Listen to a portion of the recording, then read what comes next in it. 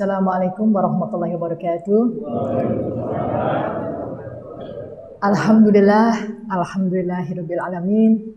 Pagi ini saya bisa bertemu dengan Bapak dan Ibu sekalian, jamaah PABB yang saya cintai, saya hormati. Juga kepada Prof. Ali, alhamdulillah, terima kasih Prof. Saya masih ingat, kalau saya boleh flashback nih sebentar, Prof. Ali ini yang mengenalkan saya dengan PAPB, Bapak dan Ibu sekalian, sekitar 7 atau 8 tahun yang lalu. Jadi beliau waktu itu berobat ke Sultan Agung, dan entah kenapa qadarullah pembicaraan berlanjut, menarik, dan beliau subhanallah sampai sekarang amar ma'ruf nahi mungkarnya luar biasa. Jadi mengajak saya, ayo Bu Dokter ngaji di tempat saya. Ngaji di tempat saya tuh nggak khusus, nggak fanatik di satu ini tertentu ya. Jadi general, semuanya boleh ikut, nggak masalah gitu. Dan alhamdulillah sampai sekarang saya mudah-mudahan diberikan istiqomah sama seperti guru-guru saya, Prof. Ali ya, dan bisa menjadi ladang jariah buat Prof. Ali ya, Prof. Ali ya. Juga Bapak Sayuti, ada Pak Heri dan semua takmir yang Masya Allah luar biasa. Saya harus banyak belajar dari beliau-beliau, para senior saya. Baiklah Bapak dan Ibu sekalian, mungkin kalau yang kemarin-kemarin kita ya setiap minggu belajar mengenai ilmu agama ya, dan hari ini saya diberi kesempatan untuk berbagi ilmu, berbagi informasi, berbagi ilmu saja. Saya nggak ngajar, saya juga bukan ustazah. Kita mencoba untuk mentadaburi satu nikmat ya, satu nikmat saja yang sudah Allah berikan kepada kita semua, yaitu nikmat penglihatan. Kalau saya boleh cerita sedikit Bapak Ibu ya, bahwa untuk belajar di ilmu kedokteran, ya, ini kita sekali-sekali belajar ilmu kedokteran ya, sedikit-sedikit saya kenalkan ya. Itu butuh waktu 12 tahun untuk belajar ilmu kedokteran saja. Dokter umum 6 tahun. Ya. Kemudian kalau kita mau belajar lagi satu organ dalam tubuh kita, mata misalnya, dalam hal ini saya karena saya expertnya di mata, kita masih nambah 4 tahun. Jadi bayangkan Bapak Ibu, mata yang sekian kecilnya, ya, saya harus butuh waktu 4 tahun untuk bisa belajar. Belajar untuk bisa mengetahui apa sih yang terjadi di balik mata itu. Ya. Bagaimana sih kalau kita bisa melihat. Dari pejam mata kemudian kita melek, hanya dalam waktu 0,0000 sekian detik kita bisa melihat. Langsung bisa melihat. Ya.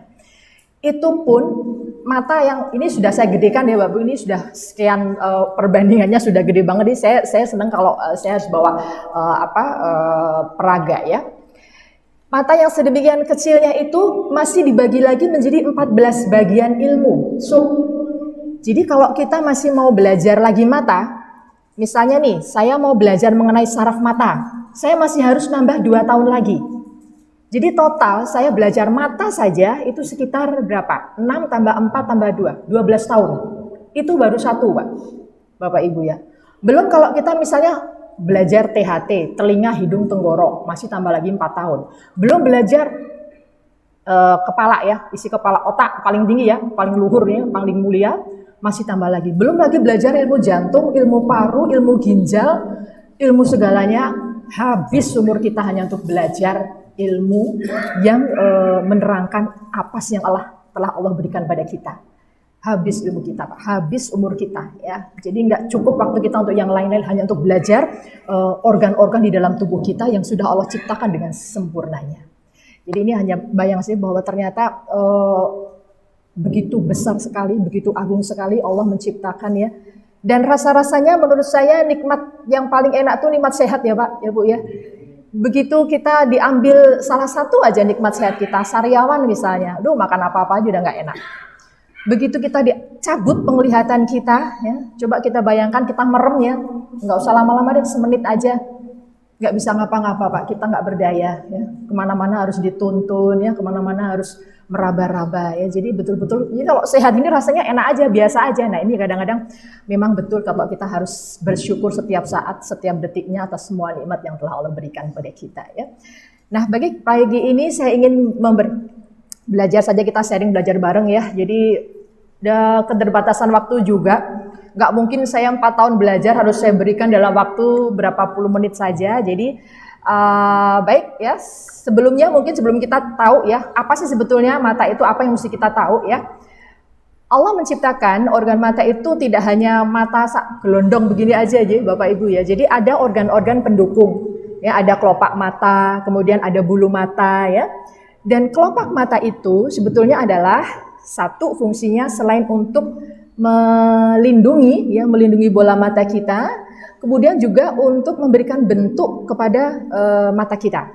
Kita bayangkan jika bola mata itu nggak ada kelopaknya. Ya, mendulu gitu kayak mata boneka gitu kan jelek banget ya Bu ya, Bapak ya. Jadi fungsinya adalah kelopak mata itu adalah untuk melindungi kita ya. Refleks mengedip ya. Jadi permukaan bola mata kita itu tidak steril. Bermiliar-miliar kuman ada di atas di kelopak di sekitar permukaan bola mata kita.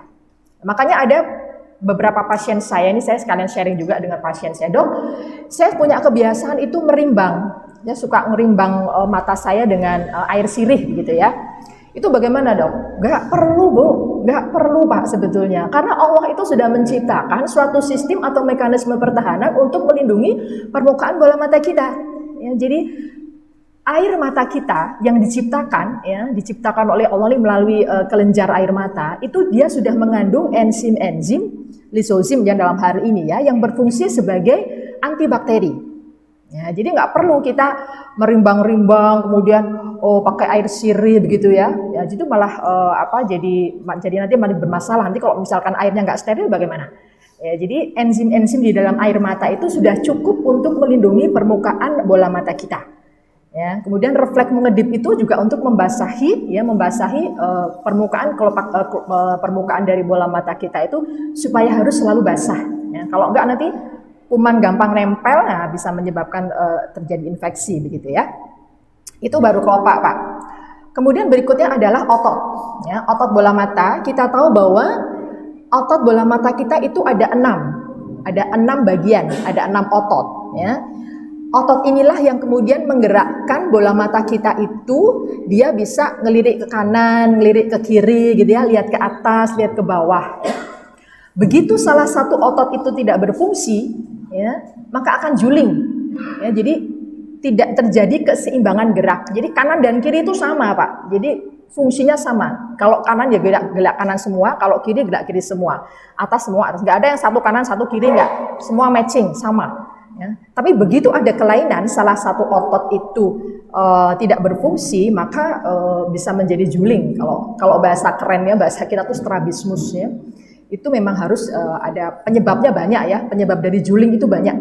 Bisa karena kelainan bawaan, bisa juga karena ada kelemahan dari saraf yang mensarafi otot dari bola mata. Itu dari ototnya saja ya. Kemudian organ mata itu sendiri ya, ini ada yang namanya paling depan ini adalah kornea. Ya, paling depan ini adalah kornea. Ini adalah lapisan bening dari bola mata. Ya. Ini jernih dan transparan, tidak boleh dia ada gangguan. Begitu ada gangguan, pasti proses melihat itu menjadi tidak betul ya, artinya jadi tidak maksimal. Ya.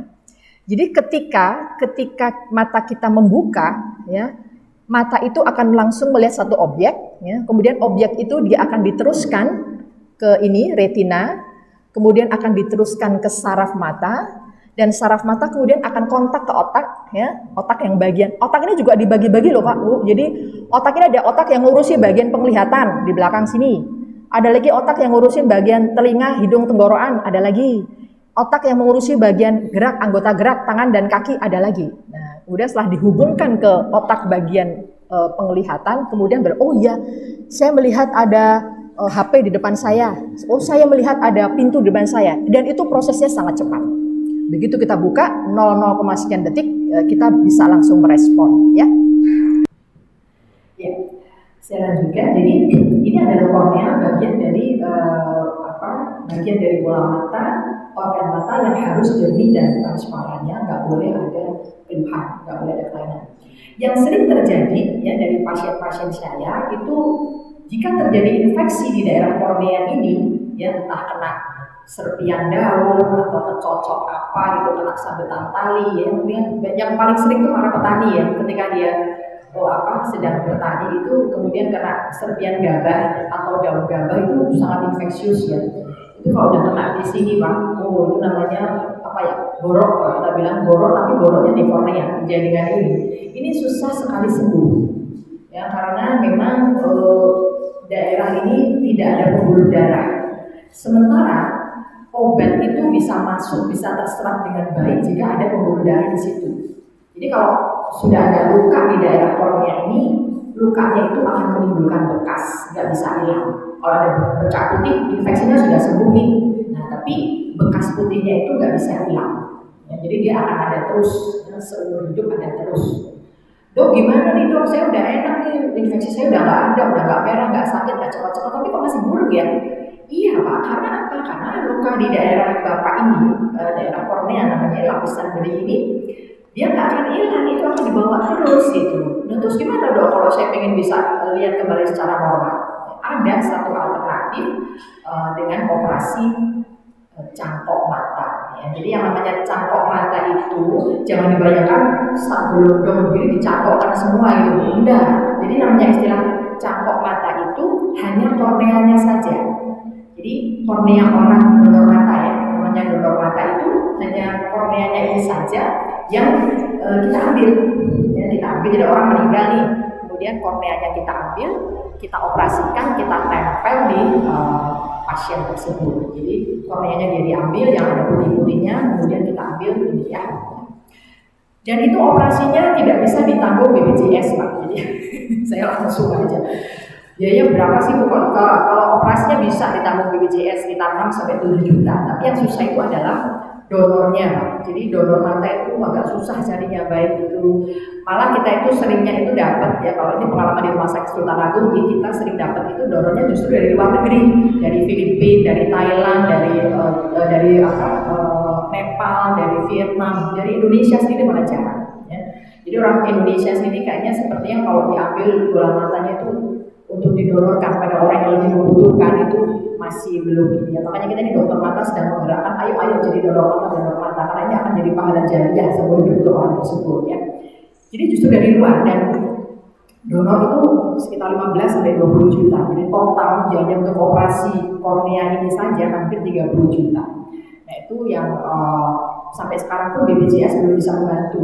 BPJS hanya bisa membantu biaya operasinya saja, tapi donornya kita sudah cari sendiri ya.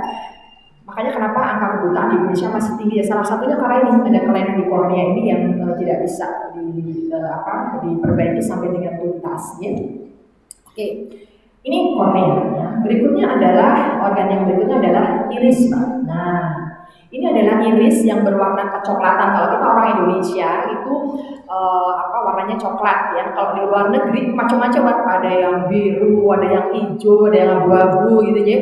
Kalau kita memang semua seragam kompak, ini berwarna kecoklatan. Dan di tengah iris ini ada namanya lubang, ini adalah pupil. Ya, pupil ini dia bisa melar, bisa mengkeret. Artinya apa? Fungsinya adalah untuk mengatur jumlah cahaya yang masuk di dalam mata kita. Ya. Jadi kalau kita sekarang di tempat yang teduh nih, saya masuk di sini di masjid yang adem ini, maka pupil saya akan melebar supaya cahaya yang masuk itu cukup untuk bisa saya melihat dengan jelas. Tapi begitu saya keluar nanti ya jam 8, jam 9 panas itu, pupil nanti akan mengecil. Ya, karena dia akan mengurangi jumlah cahaya yang masuk. Yaitu fungsi dari pupil di sini. Ya, jadi untuk supaya pupil itu bagus ya, jadi daya untuk melebar dan mengkeratnya itu untuk mengatur jumlah cahaya yang masuk ya. Nah berikutnya juga ada organ lain, ini adalah lensa. Nah ini lensa ya, lensa. Jadi lensa itu gak cuma di kamera, di HP, di komputer, tapi mata kita juga ada lensa. Ya, lensa. Nah lensa ini juga harus bening dan transparan. Jadi nggak boleh ada kekeruhan. Nah artinya apa? Supaya proses melihat itu bagus ya. Jadi Allah itu sebenarnya sudah mengatur sedemikian rupa proses perkembangan dari organ-organ ini. Jadi ketika bayi itu lahir 0 sampai 6 bulan itu tidak boleh ada gangguan pada mata kita, pada mata si bayi tersebut. Karena apa? Karena di situ mulai ada perkembangan dari retina, dari saraf mata itu berkembangnya dari 0 sampai 6 bulan. Jadi kalau pada saat usia 0 sampai 6 bulan itu ternyata ada infeksi di korneanya atau kemudian terjadi katarak ya, itu perkembangan dari retina atau sarafnya menjadi nggak sempurna. Si anak bisa turun penglihatannya, bisa terjadi kebutaan. Jadi saya selalu menekankan bahwa pada usia 0 sampai 6 bulan jangan sampai ada kelainan ya, kelainan pada organ-organ di dalam mata. Nah, kembali lagi ke ini ya, lensa. Lensa ini dia berfungsi juga untuk proses melihat. Ya, jadi dari kornea tadi, kemudian diteruskan ke lensa, diteruskan ke ini. Ya, ini adalah badan kaca. Jadi badan kaca ini adalah cairan yang ada di dalam bola mata, baru kemudian ke retina, saraf ya, ini saraf, kemudian masuk ke otak. Ya. Itu juga semuanya harus bening, harus transparan. Ya.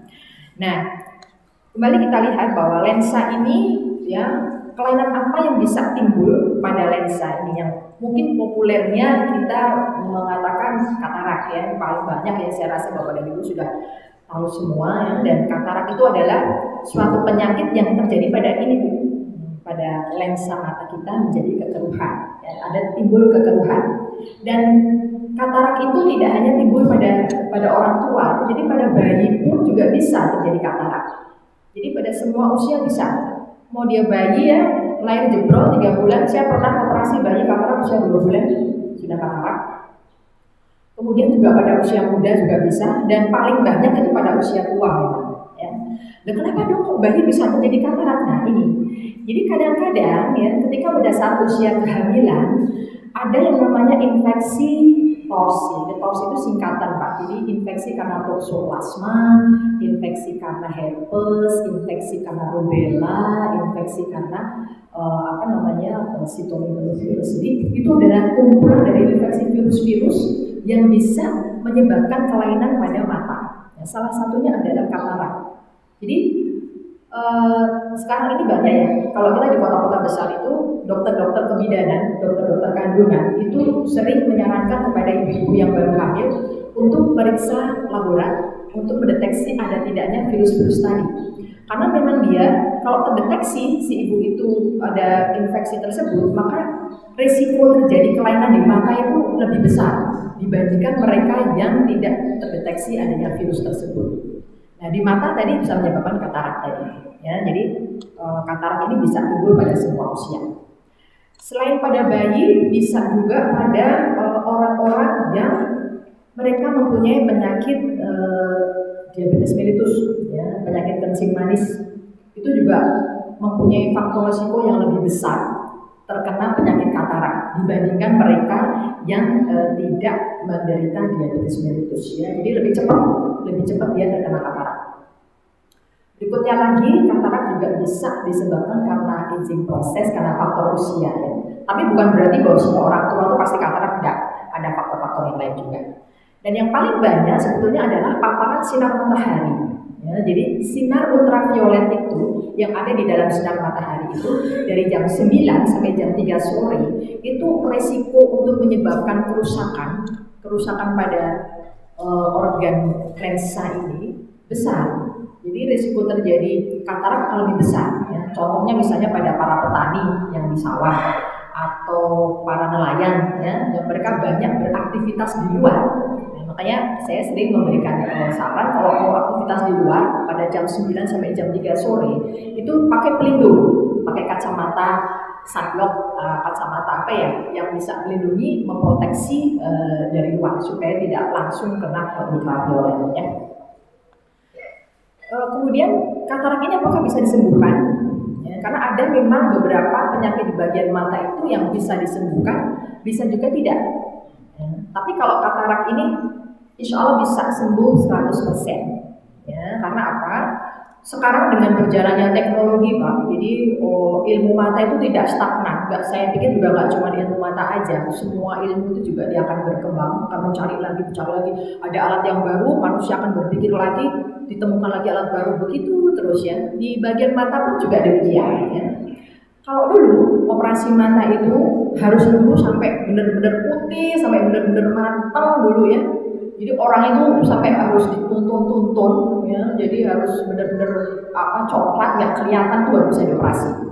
Karena bisa dibayangkan operasi zaman dulu Bu, ya, zaman saya masih sekolah, ya, berapa itu? 12 tahun yang lalu, operasinya masih pakai teknik yang klasik yang lama. Di mana kita melakukan suatu insisi atau irisan. Diiris ya, Ibu bayangkan bola mata itu diiris dari jam 10 sampai jam 2. Diiris, kemudian ini lensanya ini kita keluarkan utuh, kemudian kita jahit lagi. Ya, jadi mata dijahit, rasanya kok serem banget ya. Dijahit, mata dijahit 4 sampai 5 jahitan. Nah, kemudian habis operasi katarak, pasien nggak boleh banyak aktivitas. Ya. Tidur terus 1 minggu, nggak boleh angkat-angkat berat. Nah, kalau dia pulih bangunan gimana? Nggak bisa kerja kok. Nggak boleh batuk, nggak boleh ngejen, nggak boleh berhubungan suami istri. Aduh, berat banget ya.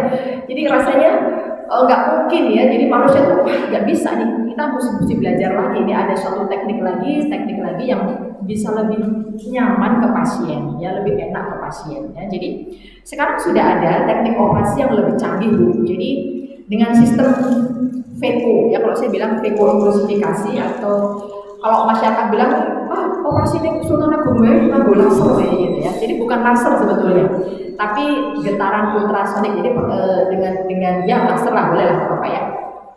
Itu tidak perlu dijahit. Jadi lukanya hanya kecil saja sekitar 2 mili. Ya, jadi yang tadinya disobek dari jam 10 sampai jam 2, sekarang cukup dengan luka yang hanya 2 mili atau 2,5 lah paling lebar. Kemudian dengan teknik laser tadi, lensa ini dihancurkan. Ya, dihancurkan gitu kan. Dihancurkan, kemudian dihisap, kemudian kita kasih lensa tanam. Ya, jadi lensa yang rusak ini kan sudah nggak bisa berfungsi Pak. Nah, nanti harus diganti. Nah, jadi setelah kita ambil, kemudian kita ganti dengan lensa tanam atau lensa buatan. Nah, setelah itu bisa melihat lagi dengan jelas. Nah, teknik laser ini sangat disukai oleh pasien, ya karena pasien tidak harus tunggu sampai matang dulu.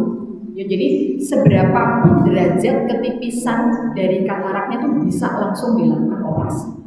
Nggak harus nunggu sampai dituntun dulu baru operasi ya. Ya, jadi seberapa pun derajat ketipisannya bisa. Dan ini sangat-sangat membantu para profesi yang ini ya, yang banyak mengandalkan mata ya, misalnya supir ya, kemudian yang banyak inilah banyak beraktivitas di luar mengandalkan mata untuk penglihatannya, untuk bekerja, itu sangat membantu karena baru sedikit saja itu pasien sudah terganggu. Nah, ini bisa dilakukan operasi dengan teknik VECO tadi, dengan laser tadi. Yang kedua juga lebih cepat sembuh. Jadi operasi jam 12 siang, jam 4 organ dibuka, besoknya boleh aktivitas biasa, mau angkat junjung kayak mau main tinju kayak mau apa boleh. Ya, jadi tidak ada pembatasan aktivitas, langsung bisa aktivitas. Dan yang paling disenengin pasien, besoknya langsung bisa kelihatan. Kalau yang pakai operasi pakai jahitan itu, besok paginya masih buram karena masih ada jahitan, pasien masih kesakitan, masih ngeres, masih ganjel, macam-macam ya. Daftar dosanya panjang banget itu ya, daftar keluhan yang maksud saya ya. Tapi kalau dengan sistem VECO ini tidak ya. Pasien datang ya, dituntun sama keluarganya. Setelah operasi besoknya gagah, dia bisa jalan sendiri ya.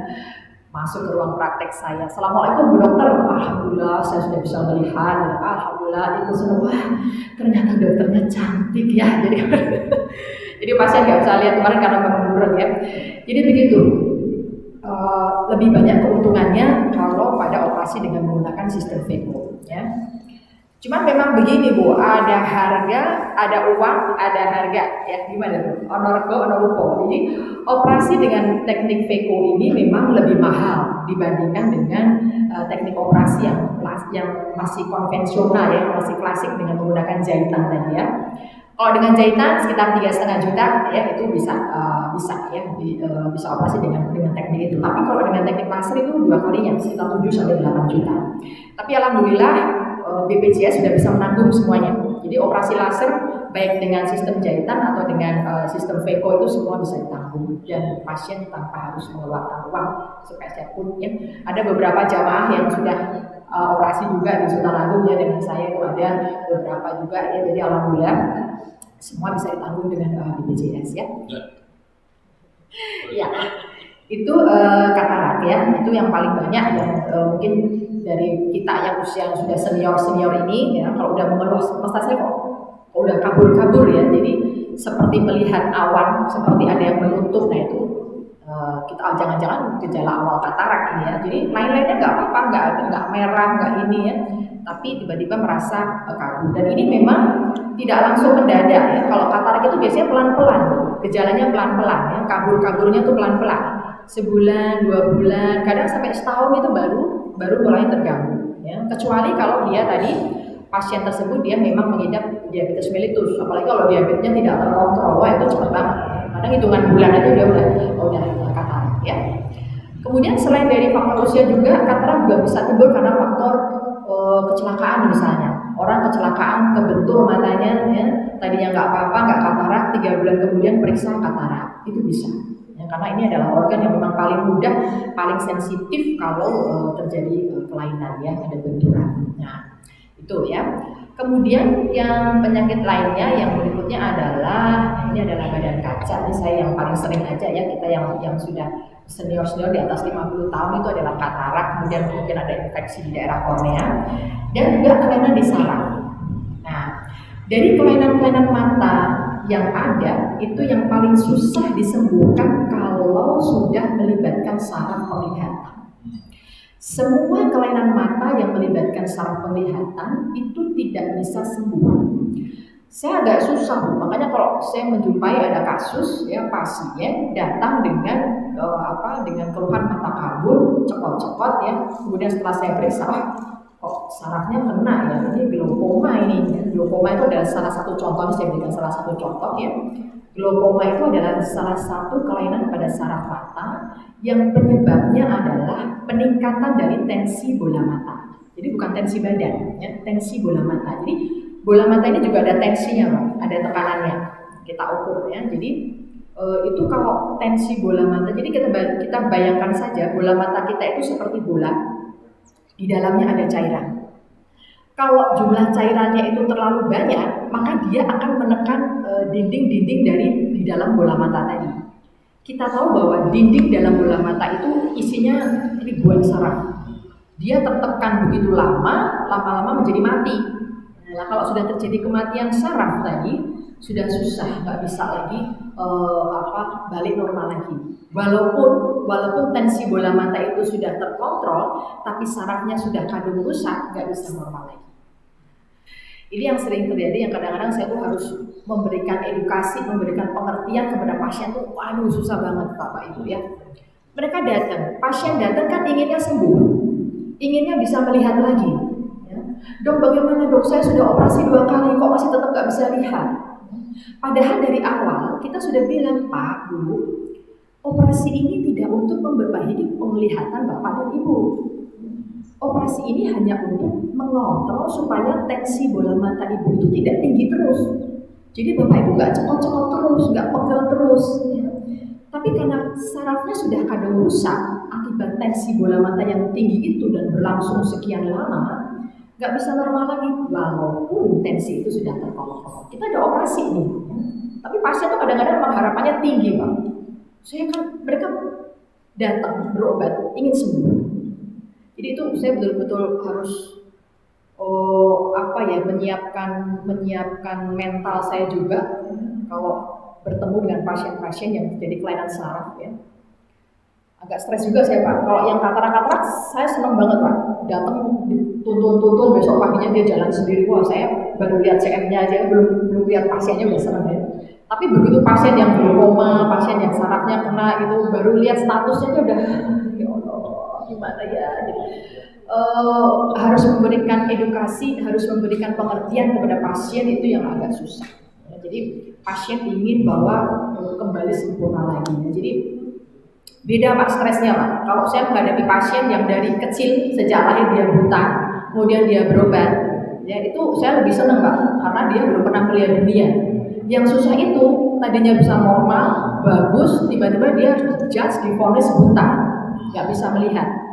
Coba ya, jadi betul kalau ada salah satu kajian yang saya pernah ikuti itu bahwa salah satu ujian yang terberat dalam diri kita manusia adalah begitu dicabut nikmatnya penglihatan, itu memang luar biasa ya. dari kita bisa melihat dunia kemudian langsung pet sama sekali, itu stresnya luar biasa.